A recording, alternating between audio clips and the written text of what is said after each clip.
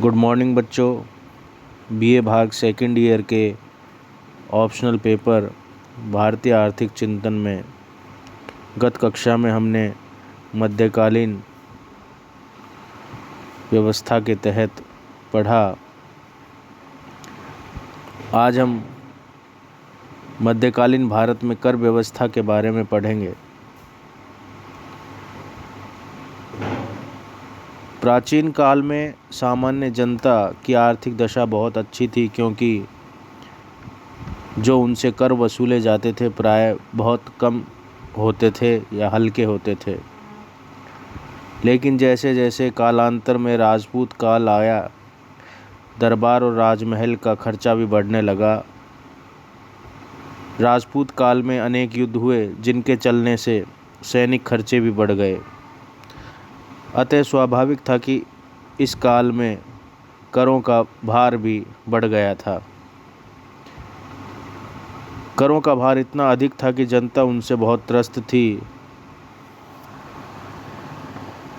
भूमि कर उपज का 1/6 भाग लिया जाता था और 2% बिक्री कर और तैयार माल पर शुल्क लिया जाता था। इसके अलावा कुछ अन्य कर भी थे, जो संभवतः स्थान, वर्ग, उद्देश्य विशेष से लिए जाते थे। मध्यकाल में यद्यपि मुख्य कर तो भूमि कर के रूप में ही वसूल किया जाता था और राज्य की आमदनी का महत्वपूर्ण स्रोत भी यही था। सल्तनत काल एवं मुगल शासन व्यवस्था इस्लाम धर्म पर आधारित थी, इसलिए इस्लाम धर्म के धार्मिक कर भी लगाए जाते थे। इसके अलावा मुगल काल में अनेक विदेशी व्यापारी भारत आए। विदेश व्यापार उन्नति पर था। इस प्रकार आयात निर्यात कर भी वसूल किया जाता था।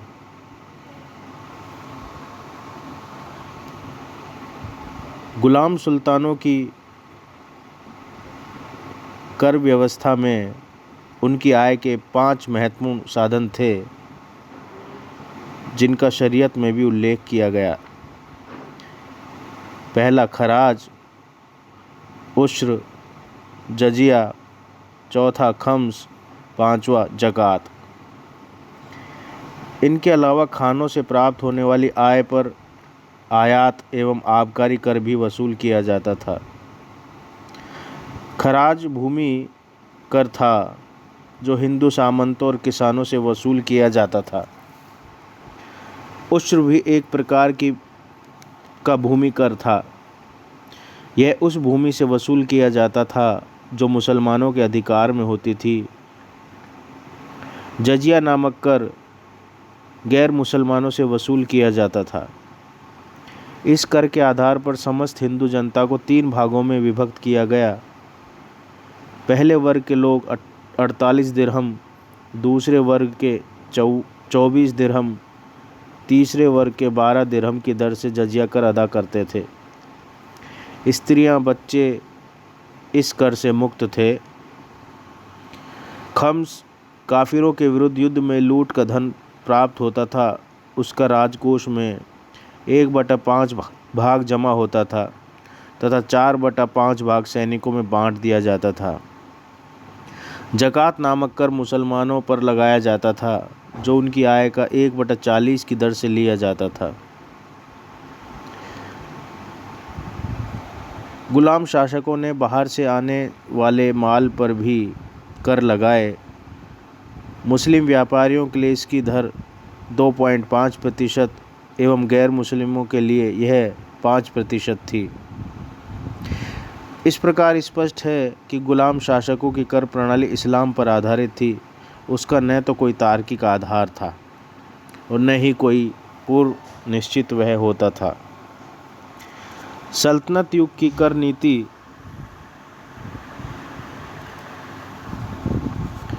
सुन्नी विशेषज्ञों की हनीफ शाखा के वित्त सिद्धांतों पर आधारित थी। भारत के प्रारंभिक तुर्की सुल्तानों ने अपनी गजनवी पूर्व अधिकारियों से यह प्रथा अपनाई। शरह में जो राजस्व के मुख्य साधन बताए गए वही थे उश्र, खराज, जकात, खम्स और जजिया। इसके अलावा आबकारी शुल्क, सिंचाई कर, मकान कर, चारागाहों, पशुओं पर कर, कस्टम ड्यूटी जिसे बहिःशुल्क कहा जाता है, वसूल किए जाते थे।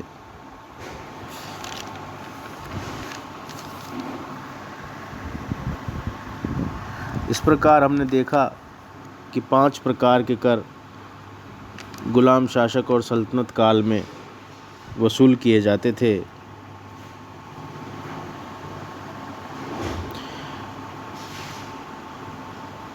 शेर शाह सूरी की करों से प्राप्त आय को हम 2 भागों में विभाजित कर सकते हैं, केंद्रीय आय और स्थानीय आय। स्थानीय आय के कई प्रकार के करों द्वारा जो प्राप्त होती थी। ये कर उत्पादन, उपभोग के लिए विभिन्न व्यापारी एवं पेशों तथा मुख्य रूप से आवागमन पर लगाए जाते थे। केंद्रीय आय के स्रोतों में व्यापार, भेंट, नमक, चुंगी, जजिया, खम्स, जमीन पर लगाए गए कर थे। सरकार की ओर से कच्चे और तैयार माल के आवागमन पर भी कर लगाया जाता था। नमक कर द्वारा काफ़ी मात्रा में आय प्राप्त होती थी। जजिया कर हिंदुओं से वसूल किया जाता था, जो कि सरकारी आय का एक महत्वपूर्ण स्रोत था। सरकारी आय का सबसे महत्वपूर्ण स्रोत शेर शाह सूरी के समय भूमि कर था, जो लगान कहलाता था। शेर शाह उपज का 1/3 भाग लगान के रूप में वसूल करता था। आगे जाकर मुगल काल में कर व्यवस्था आई। चूँकि बाबर और हुमायूं का शासनकाल अल्पकाल था, लेकिन उन्होंने भी करारोपण के बारे में इस्लामी सिद्धांतों का ही अनुसरण किया। लेकिन मुगल शासक अकबर को करारोपण के इस्लामी सिद्धांतों में विश्वास नहीं था। इस सिद्धांत के अनुसार कर लगाने के केवल 4 साधन, खराज, खम्स, ज़कात और जजिया। इसमें ज़कात और जजिया 2 कर धार्मिक थे। अकबर का कर सिद्धांत प्राचीन काल के हिंदुओं के सिद्धांत से मिलता जुलता था। कर सिद्धांत का निरूपण करते हुए अबुल फजल ने लिखा कि जनता की जान, माल, इज्जत, आबरू तथा आज़ादी की रक्षा के लिए एक न्यायप्रिय राजा का होना आवश्यक है। उसकी इन सेवाओं के लिए जनता को उसे धन भी देना आवश्यक है। साम्राज्य की आय के साधन 2 भागों में बांटे गए थे, पहला केंद्रीय और दूसरा स्थानीय।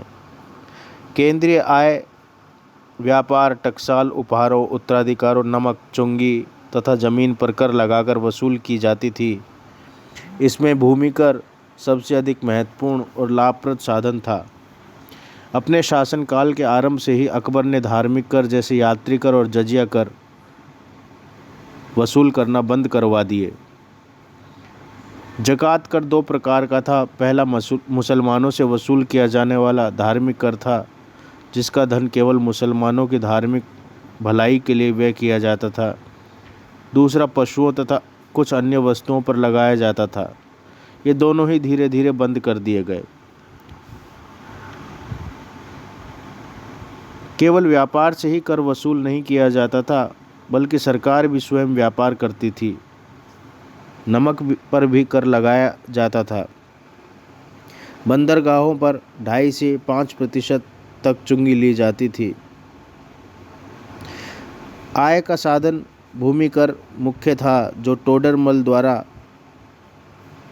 स्थापित की गई स्थायी बंदोबस्त था, जिसकी उपज का 1/3 भाग वसूल किया जाता था। अकबर के बाद जहांगीर ने भी अकबर की नीति में कोई परिवर्तन नहीं किया, लेकिन शाहजहां ने भूमि कर उपज का 1/3 भाग से 1/2 भाग कर दिया। औरंगजेब ने इस्लाम के अनुरूप कर सिद्धांतों को सख्ती से लागू किया।